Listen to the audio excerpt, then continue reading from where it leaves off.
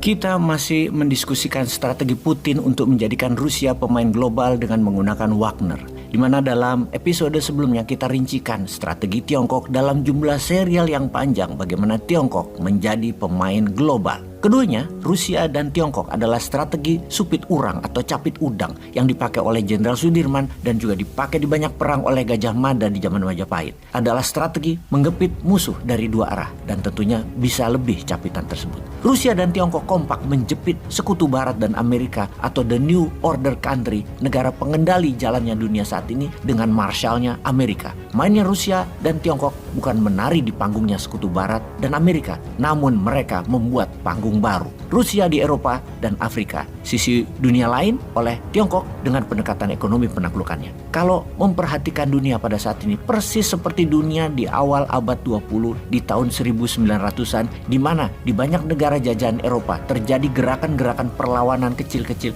yang membuat Eropa daratan, negara penjajah tersebut tidak stabil negaranya, dan di antara negara Eropa di wilayah jajahannya saling bersinggungan dengan sesama negara Eropa. Eropa tegang saat itu dan puncaknya terjadi Perang Dunia Pertama di tahun 1914. Mulanya adalah keributan-keributan di negara jajahan mereka masing-masing. Demikian juga sekarang, Eropa masih menjajah di Afrika. Maka Rusia pakai strategi baru, PMC Wagner Group, VOC gaya baru, lebih halus mainnya, lebih no string attached atau tidak mengikat. Gua bantu lu bebas, gua dagang habis itu ya sama lu. Demikian bahasa Wagner membantu para negara-negara Afrika untuk lepas dari negara penjajahnya. Di Mali, ketika Prancis kalah, kekosongan kekuasaan diisi oleh Wagner. Ada 5.000 tentara Wagner di sana.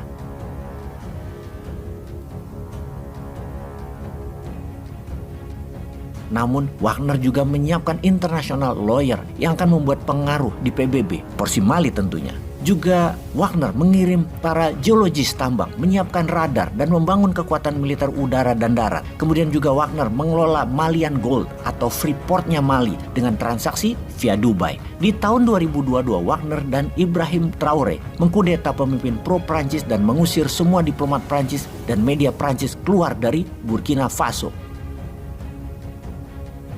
Di Chad, wilayah tengah Sahel, Wagner dan pemberontak Chad VACT dipimpin Muhammad Mahdi Ali akan membuat wilayah ini menjadi sentral dari Confederation African State saat ini yang dibangun berpusat di Chad.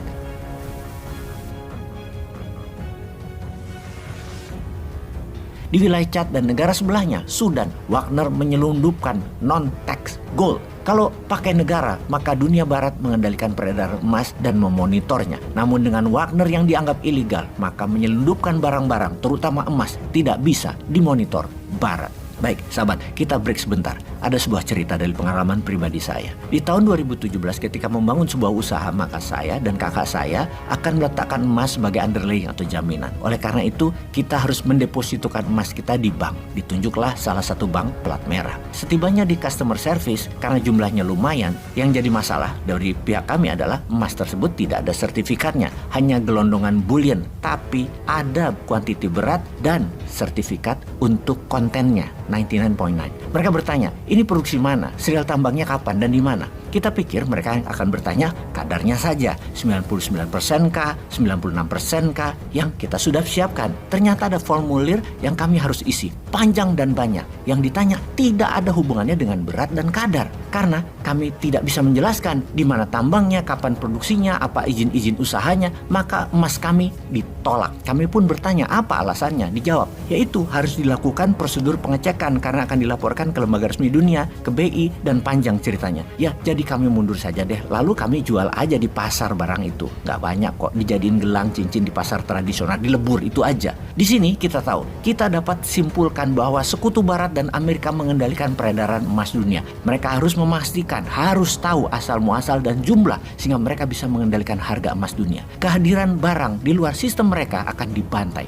Itu adalah bagian dari money laundering yang jika diketahui terjadi di sebuah negara, maka negara tersebut akan tidak dapat pinjaman IMF dan World Bank. Makanya banyak pejabat yang takut melakukan kegiatan ilegal termasuk money laundering, pencucian uang tambang liar. Sejenis ini karena takut nggak dapat pinjaman dolar IMF dan World Bank. Ampun deh, kacrut banget dah. Karena itu Rusia membangun Wagner yang ilegal. Jadi negaranya bersih dari yang kotor-kotor. Yang kotor bukan negara tapi Wagner. Jadi emas Sudan, emasnya Chad, dan negara Afrika Tengah di bawah kendali pemimpin Afrika Tengah Faustin Archange yang naik dibantu Wagner di tahun 2021 saat ini semua secure di tangan Wagner transaksinya dan tambangnya. Ada yang menarik, baru-baru ini Perancis setelah kerusuhan akan melakukan serangan balasan ke Niger terhadap Wagner. Perancis tidak bisa kehilangan pengaruh di Niger karena 3 dari 4 lampu di Perancis dinyalakan oleh uranium berasal dari Niger, negara perbatasan dengan Libya dan Mali itu.